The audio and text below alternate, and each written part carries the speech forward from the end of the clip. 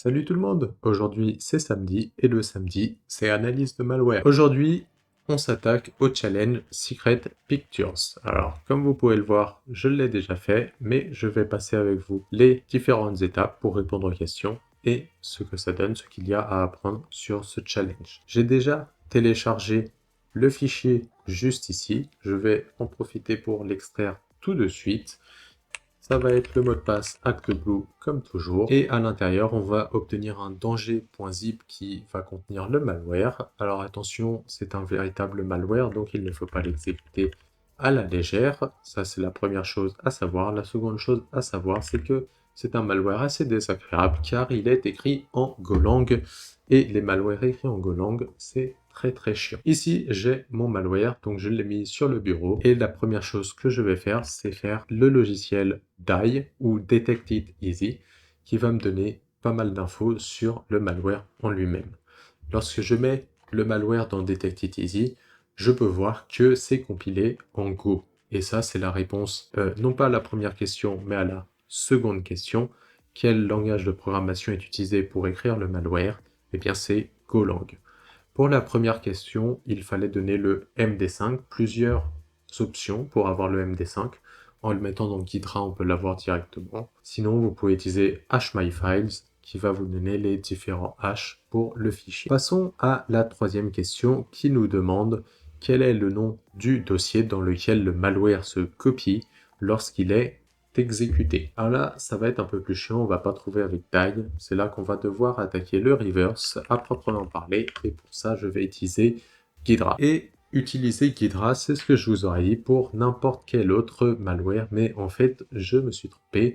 N'utilisez pas Ghidra pour les malwares en Golang. Je le trouve plutôt naze pour tout ce qui est Golang. À vrai dire, le seul des compilateurs que je trouve bien pour le Golang, c'est AIDA. Donc ce que je vais faire, c'est que je vais lancer AIDA et je vais désassembler Secret Pictures, Open. Je vais lui laisser tout ça par défaut. Je vais lui dire ok, ça c'est pas très grave ce qu'il me dit là. Je veux juste qu'il désassemble pour me montrer le malware. Et là, on va attendre qu'il termine son analyse. Ça peut prendre un petit peu de temps. Alors voilà, il a terminé son analyse, il nous a mis sur la vue en graphe et sur la gauche, on a toutes les fonctions qui sont présentes dans le binaire et c'est pour ça que je n'aime pas du tout le Golang, c'est parce qu'il vient avec un peu toutes les fonctions possibles et imaginables, ce qui est très chiant. Cependant, il faut savoir que les binaires Go sont censés commencer par un main qui va s'appeler main_main en général. À vrai dire, si on tape main_, en fait main c'est le paquet principal. Donc en fait c'est notre malware à proprement parler. Donc tout ce qui commence par main_, donc toutes ces fonctions qui sont ici à l'intérieur de main, tout ça, ça va être les fonctions de notre malware. Et la première chose sur laquelle on veut aller, c'est main_, donc la fonction main du paquet main, donc c'est-à-dire de notre malware. Et nous sommes ici, on peut voir ici que la première chose qu'il call, la première chose qu'il va appeler, c'est une fonction qui s'appelle hide. À partir de maintenant, je ne lirai plus les mains qui sont devant. On va se contenter de ce qu'il y a après le main et on va aller voir ce que fait la fonction hide. Donc a priori qui est là pour cacher quelque chose. Ici, lorsqu'on regarde ce main hide, on va se focaliser sur les calls. Pourquoi je me focalise sur les calls? Parce que ça va me donner une idée de ce que la fonction fait sans avoir à plonger en détail dans tout ce qu'il se passe dans cette fonction. Et ici, on peut voir qu'il commence par récupérer le chemin actuel, donc il get current path pour récupérer le chemin actuel. On voit que un peu plus loin, il y a un call où il va concaténer des chaînes de caractères. On va regarder les lignes de-dessus pour savoir quelles chaînes de caractères sont concaténées. On voit la première chaîne de caractères, c'est logscheck.exe et la seconde, c'est c:/systemlogs. Et là, c'est pareil, logscheck.exe et systemlogs juste ici. Donc, on voit ici qu'il va utiliser un chemin c:/systemlogs logscheck.exe. Donc après, qu'est-ce qu'il va faire avec ça? Bah, c'est une bonne question. A priori, comme ça, je ne sais pas trop. Je vois un mem equal, je ne sais pas exactement. Il y a un truc ici qui m'interpelle, c'est que on a un chemin ici complet avec un nouveau nom d'exécutable, Et on voit qu'un peu plus tard, il y a un call à os_remove. Donc il va supprimer quelque chose. Avant de supprimer quoi que ce soit, on voit qu'il appelle la fonction lurk et la fonction vanish. Commençons par la fonction lurk. On voit que c'est une fonction qui est assez rapide, qui fait appel au registre. Et on pourrait rentrer dans les détails. Je ne veux pas encore rentrer dans ces détails-là, on va y rentrer juste après. Avant ça, je veux trouver où est-ce que ce malware se copie, puisqu'on sait qu'il se copie. Donc on va aller voir la fonction suivante qui est appelée le vanish. Et là, si on regarde, on a de nouveau le c:/systemlogs /logcheck.exe. Donc on a de nouveau ce chemin-là. Sauf qu'on a un call à une fonction qui s'appelle copy_exe. Alors, cette fonction copy_exe, on peut, je pense, sans trop m'avancer, se dire qu'elle copie un exécutable. Donc si elle copie un exécutable, on voit que avant ça, qu'est-ce qu'elle utilise? Elle utilise le c:/systemlog.logcheck. Donc on peut se dire qu'elle copie le malware lui-même à cet endroit-là, à logcheck.exe dans systemlogs. Donc ce vanish, de toute évidence, copie le malware dans systemlogs. Donc ça, c'est la réponse à notre troisième question. Dans quel dossier le malware se copie? Eh bien, dans le dossier systemlogs. Et là, la question suivante, c'est quelle clé de registre le malware modifie pour obtenir une persistance? Eh bien, ça, on l'a vu dans le lurk. On a vu ici une clé de registre. Et cette clé de registre, bien, c'est Software Microsoft Windows Current Version Run. Très souvent utilisé pour la persistance. Et si on descend un petit peu plus bas, puisque là, on voit ici qu'il fait référence à cette clé de registre-là. Ensuite, il ouvre la clé de registre, handle error, donc là c'est si jamais il y a des erreurs. Ensuite, il assemble de nouveau la chaîne de caractères systemlogs logcheck. Et là, il appelle une nouvelle API Windows, donc syswindows, c'est-à-dire c'est une API Windows, registry key set string value. Donc en fait, non seulement il a ouvert cette clé de registre, la current version run, mais en plus il va mettre une nouvelle valeur de type chaîne de caractères.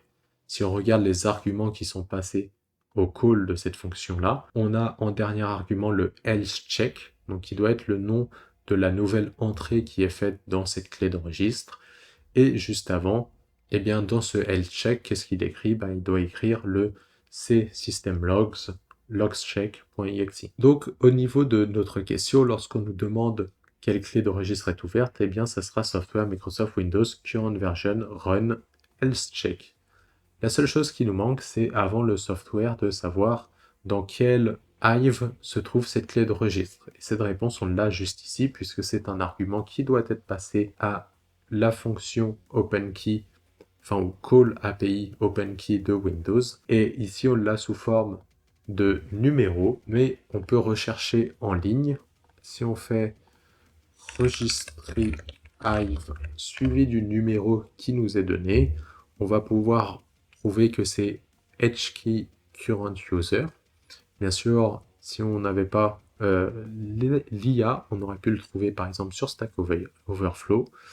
Nous avons ici par exemple le HKey current user qui commence par un 8 et finit par le 1. Il y a plusieurs moyens de le retrouver, ce qui fait que la clé complète pour avoir la persistance, c'est HKey current user, software Microsoft Windows current version run else check. Ensuite, on nous demande le FQDN que le malware essaye de se connecter. Donc là, où est-ce qu'il essaye de se connecter? Jusqu'ici, on n'a pas vu de requête HTTP. On sait que dans lurk, il ne fait que mettre la clé de registre. Donc, il ne fait que ajouter une persistance. Dans vanish, on sait qu'il copie l'exe, qu'il se copie à l'intérieur du dossier. Mais est-ce qu'il fait d'autres choses? Eh bien, probablement que oui, puisque on voit ici qu'il fait appel à une fonction qui s'appelle quand même exec command. Donc il doit bien exécuter des commandes à partir de quelque chose. Le problème, c'est qu'on voit que cette commande n'est pas dans une fonction du package main sur lequel on est en train d'analyser. Ça appartient au package OS. Donc ça ne va pas trop nous intéresser d'aller dans cette fonction et de l'analyser. Ce qu'il faudrait, c'est trouver d'où ça vient. Le seul call que je vois avant ça, là ici, c'est juste une concaténation de chaînes de caractères, c'est le copy.exe. Donc allons voir là-dedans ce qui est fait. Encore une fois, on va regarder principalement les calls. On voit qu'un fichier est ouvert. Ça, c'est pour les erreurs. Ouverture d'un autre fichier, erreur, copie du buffer, erreur. Ici, il fait un appel à une clé de registre, à un registre directement. Dans ce registre, il y a quoi? L'adresse à laquelle RDX pointe. RDX pointe vers la stack. Donc, pas très intéressant ici. Je ne sais pas exactement ce qu'il appelle, mais ça ne va pas nous aider à découvrir les requêtes HTTP qui sont faites. Et là, à partir d'ici, j'ai eu un petit problème, c'est-à-dire que je ne sais pas exactement où est-ce qu'il appelle la fonction. En fait, même pour les fonctions suivantes, je ne sais pas exactement où est-ce qu'il les appelle. Cependant, on peut regarder dans toutes les fonctions que l'on a sur le côté. Par exemple, on va aller voir, enfin là, dans ce cas-là, on va aller voir la fonction haste, juste ici, et puis on va voir ce que ça fait, puisque c'est celle-là qui va nous donner la réponse du FQDN qui est requêté par le malware. Et ici, on peut rechercher, en fait, dans tout ce qu'il y a juste là, on va toujours regarder plutôt les calls. On voit qu'ici, il y a un print de quelque chose. Si on remonte un petit peu, qu'est-ce qu'il va print? On voit ici qu'il y a des %s, donc pour remplacer avec des chaînes de caractères. On voit ici qu'il y a une référence à la chaîne de caractères haste, H-E-I-S-T, et juste avant, on a juste là une référence à une chaîne de caractères qui est http://malware.avalide.com. Donc c'est la requête HTTP, c'est le domaine avec lequel le malware communique. Et c'est aussi la réponse, bien sûr, à notre 5e question. La question suivante, c'est quelle API Windows est utilisée, quelle fonction d'API Windows est utilisée par le malware pour checker le type de drive, le type de disque dur qui est dans l'ordinateur. Alors, ça, j'avoue que au départ, je ne l'avais pas trouvé. Pour le trouver, j'ai fait ça assez facilement. Alors, plusieurs moyens. On peut regarder, par exemple filtrer toutes nos fonctions sur Windows et regarder donc tous les calls aux différentes API Windows, ou faire ça un peu plus smart et puis rechercher Drive, puisque finalement, il y a qu'une seule fonction pour ça, et ça s'appelle getDriveType. Cependant, il y a quand même des choses à tirer de ça. On peut faire un clic droit dessus. Donc, on peut aller à cet endroit-là. On voit que il y a la fonction ici, getDriveType. Si on fait un clic droit dessus, on devrait pouvoir voir les références, les cross-références, et comme ça, on peut voir où est-ce que c'est appelé. Et on voit là, ce qui va nous intéresser, c'est que c'est appelé dans la fonction Outbreak. Donc si on double-clique dessus, on voit que c'est appelé juste ici. Et qu'est-ce qui est fait juste avant? Pas grand-chose, je pense. Ok, donc on voit qu'il va récupérer le type du coup du drive C, et surtout il va checker, voir si le fichier Secret Pictures est présent ou non. Et on voit que dans le cas où il est présent, il va le copier. Donc en fait, c'est pour pouvoir se copier lui-même qu'il va faire tout ça. La question suivante, c'est quelle librairie standard, enfin, quelle fonction de quelle librairie standard est-ce que le malware utilise pour s'exécuter de manière périodique? Alors là, c'est pareil, c'est un peu plus chiant à trouver, mais si on regarde dans les fonctions qui appartiennent à notre package, on peut voir une fonction repeat. Donc ça nous met sur la bonne voie, puisque s'il se réexécute périodiquement, c'est probablement qu'il se répète. Celle-là s'appelle repeat, donc c'est probablement là-dedans. Et si on regarde un peu plus bas, on peut voir juste ici le package time, la fonction new ticker, donc qui permet de réexécuter périodiquement selon une période définie. La question suivante, c'est quel est l'encodage utilisé par le malware pour décoder les réponses du serveur. Alors, pour trouver ça, j'ai été dans la fonction TouchBase. Quand on regarde la fonction TouchBase, on voit ici qu'il y a un appel à malware.invalide.com. Si on regarde un petit peu plus bas, on voit que cette adresse de malware.invalide.com, elle est utilisée pour faire un une get request. Donc il doit obtenir une réponse de ce get.